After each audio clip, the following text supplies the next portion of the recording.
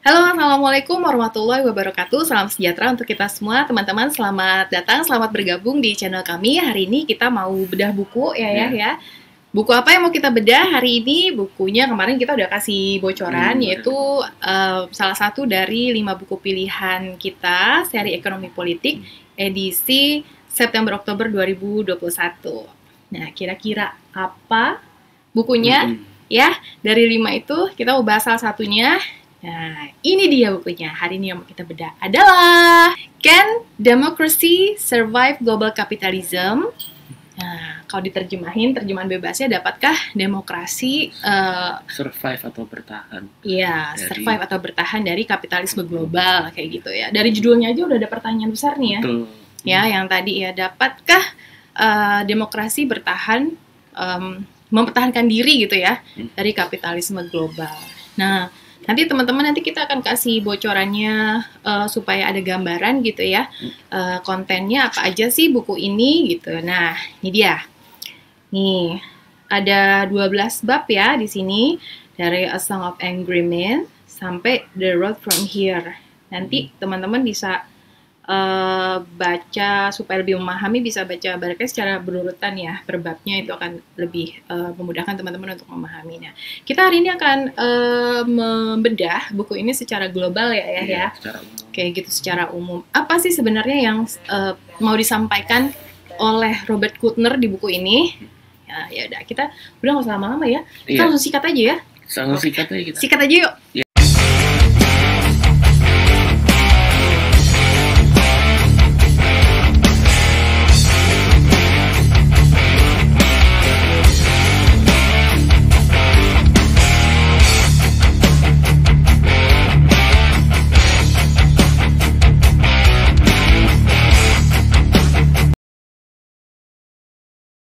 Selama 1 dekade terakhir, gelombang politik populisme kanan yang menebarkan aroma politik kebencian dan perseteruan berbasis antagonisme budaya menyebar dan merongrong benteng demokrasi di berbagai negara.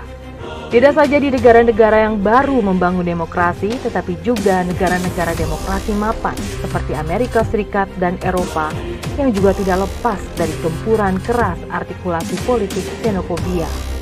Robert Kuttner memperluas horizon berpikir kita dengan mencari benang merah antara kecenderungan politik agresif yang saat ini sedang menggejala dalam fokusnya terkait politik Amerika Serikat dengan berbagai persoalan ekonomi politik dan struktural, terutama terkait dengan persoalan-persoalan seperti runtuhnya konsensus besar antara kelas-kelas sosial dalam membangun tatanan negara kesejahteraan setelah Perang Dunia Kedua, tampilnya kekuatan sosial dominan 1% yang menguasai panggung politik, serta arah globalisasi yang semakin melepaskan diri dari otoritas politik demokrasi.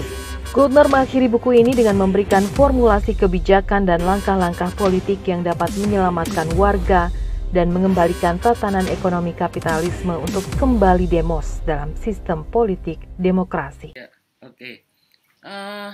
Gini tadi buku yang akan kita bahas dari judul Can Democracy Survive Global Capitalism itu sudah munculkan tanda tanya.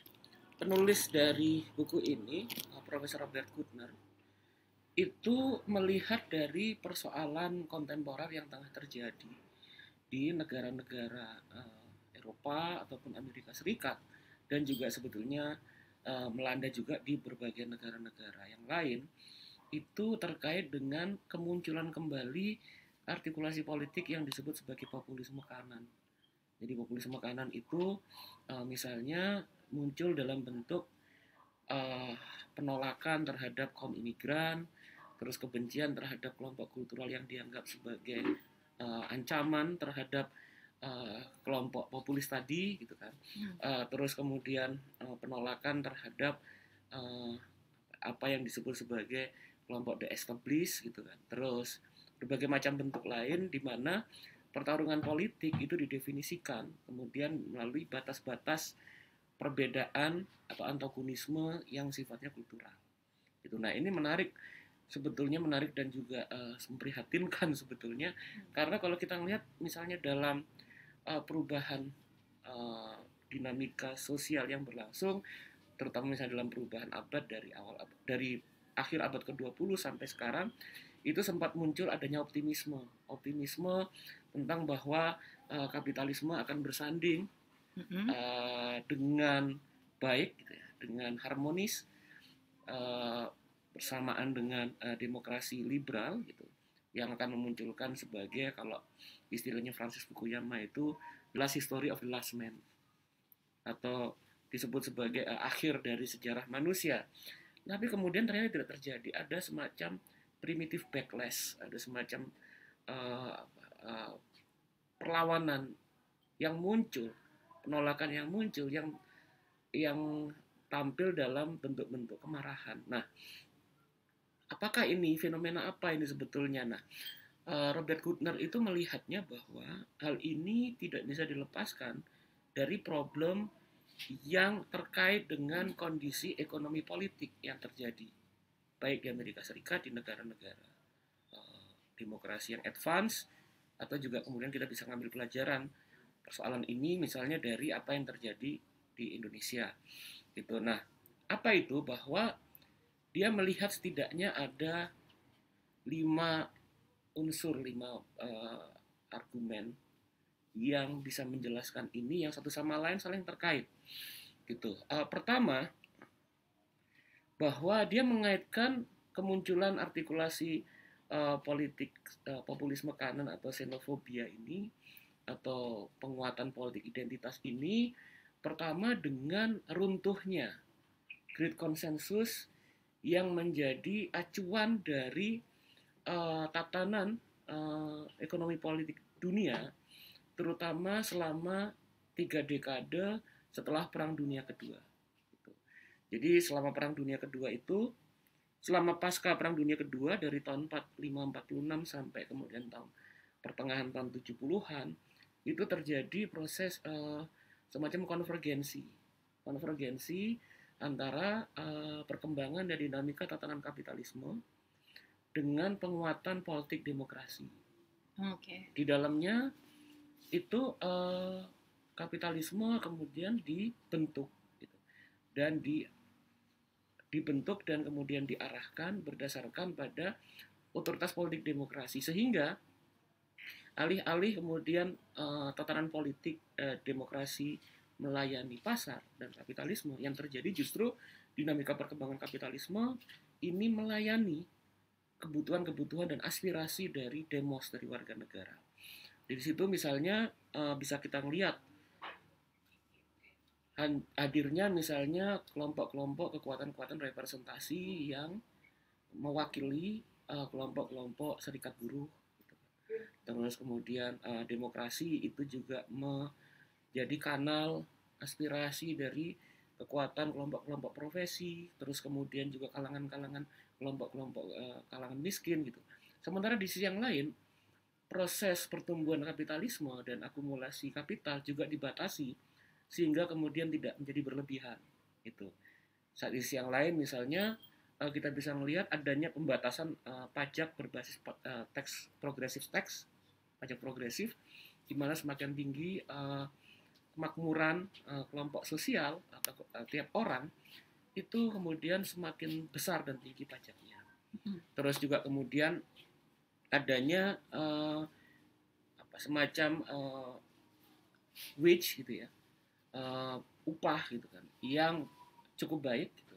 Nah, di sini juga ada harmoni, adanya semacam kompromi antara labor and capital, di mana juga kaum buruh juga tidak memaksakan misalnya salary-nya terlalu tinggi, karena mereka dalam kesadaran konsultatif politik, gitu, yang terbangun itu paham juga bahwa kapitalisme perlu bekerja untuk mendorong pada kemakmuran, gitu kan. Nah, sampai tahap ini masih ada harmoni ya? Masih harus sama tiga. Jadi ini adalah salah satu semacam political exception, gitu ya, semacam distingsi politik di mana kemudian ternyata demokrasi dan kapitalisme itu bisa membangun sebuah tatanan masyarakat yang lebih baik, khususnya di negara-negara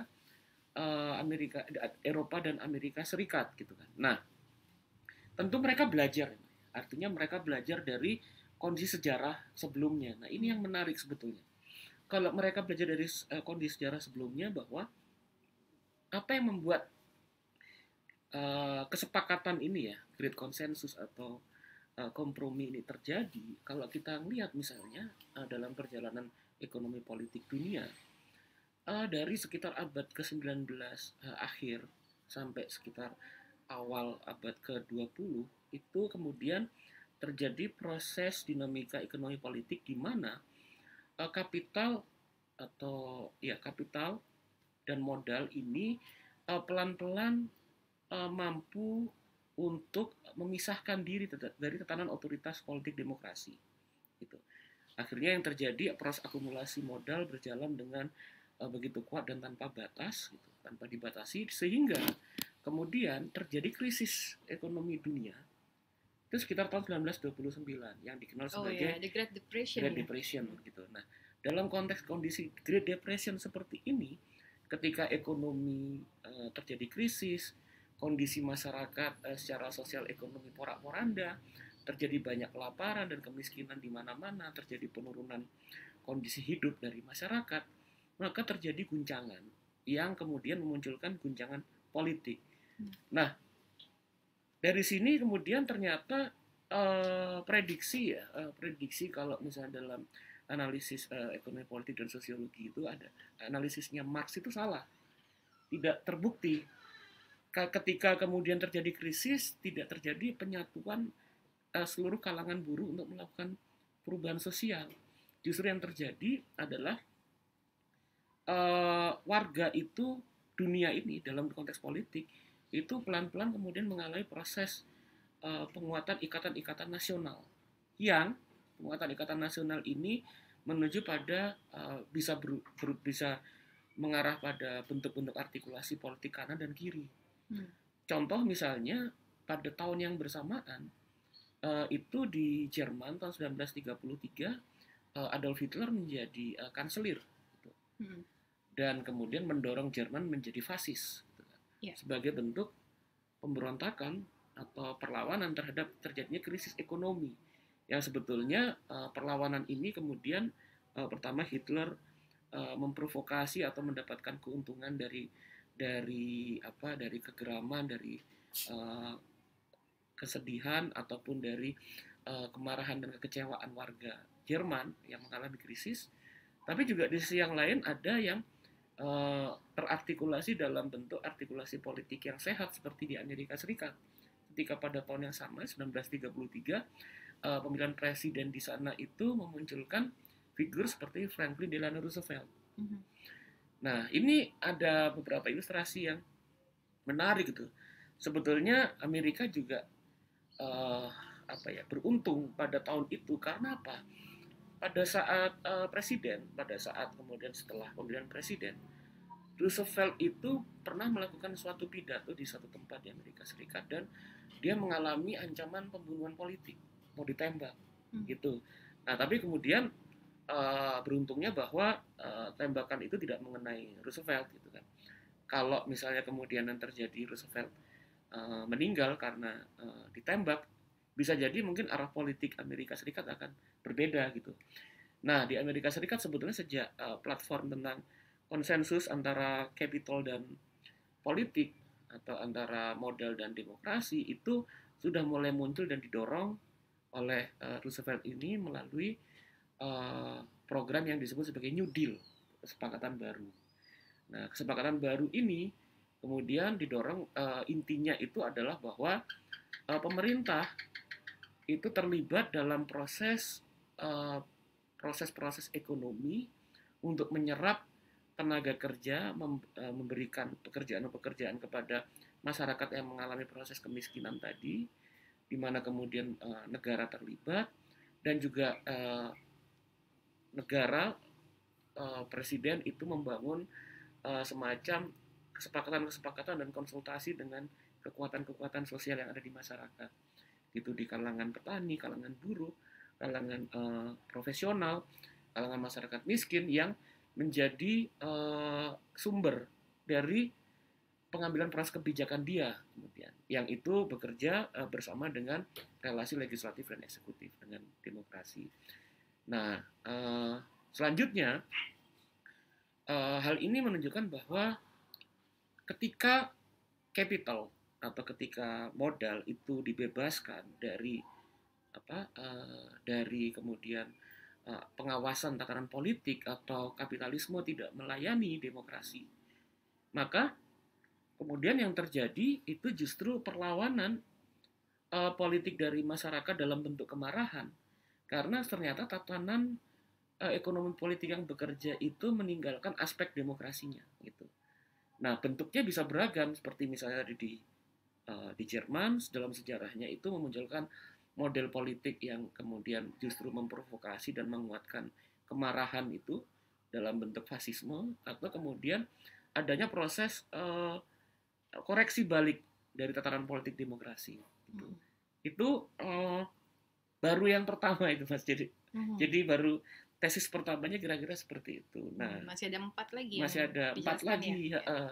Jadi nah selanjutnya tesis kedua itu terkait bahwa kalau dalam kajian-kajian ekonomi di ruang publik, bahwa terjadinya krisis itu berhubungan dengan perubahan-perubahan dari ekonomi produksi itu menuju pada services, atau implikasi dari, dan lain itu juga implikasi dari perubahan revolusi teknologi menuju digital teknologi gitu. Nah, Robert Kuttner ini melihat bahwa problemnya lebih jauh daripada sekedar itu gitu. Problem utamanya dia melihat bahwa ini adalah terjadinya political shift, adanya pergeseran politik yang signifikan. Kalau tadi kita membicarakan bahwa pada tahun pasca Perang Dunia Kedua sampai sekitar 3 dekade selanjutnya itu terjadi great consensus antara model dan kapital, di mana kekuatan dan bargaining politik dari labor politics gitu kan, dari kelas pekerja, dan dari kekuatan politik demokrasi itu cukup kuat dan otoritatif dalam membatasi atau mengarahkan ekonomi kapitalisme untuk bekerja melayani warga. Maka political shift itu terjadi seiring dengan krisis yang berlangsung di negara-negara barat, gitu, negara-negara demokrasi advance dan Amerika Serikat, yang didorong oleh naiknya harga minyak. Hari ini berhubungan dengan embargo minyak yang dilakukan oleh Kerajaan Arab Saudi tahun 70-an.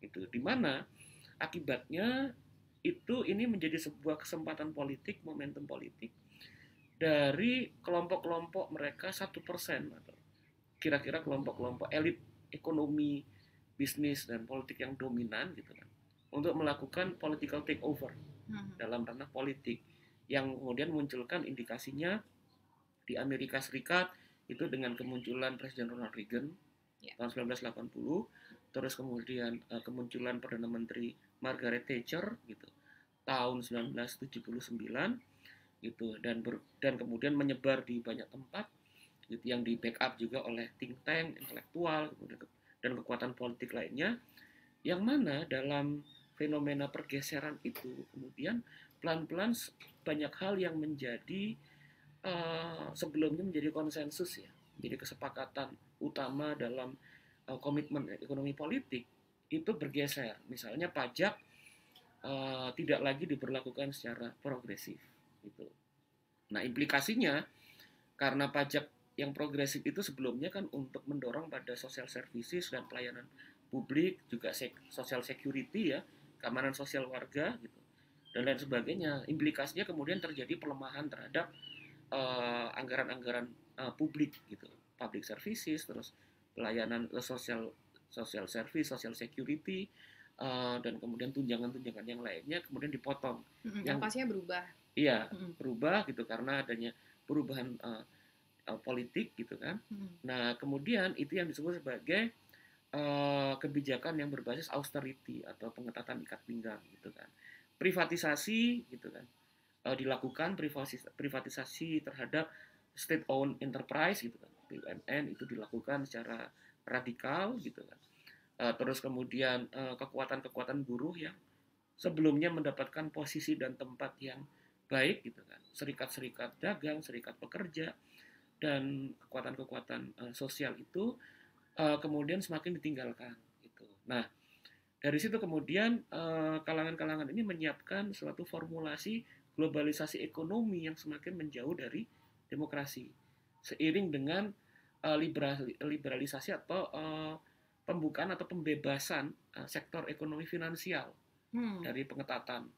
Terus kemudian memberikan ruang yang sangat luas dan pembatasan atau mulai dilepasnya kontrol terhadap perbankan. The liberation of finance. Iya, the liberation of finance. Dan berbagai formulasi tersebut. Sehingga kemudian memunculkan tesis selanjutnya, tesis ketiga ya,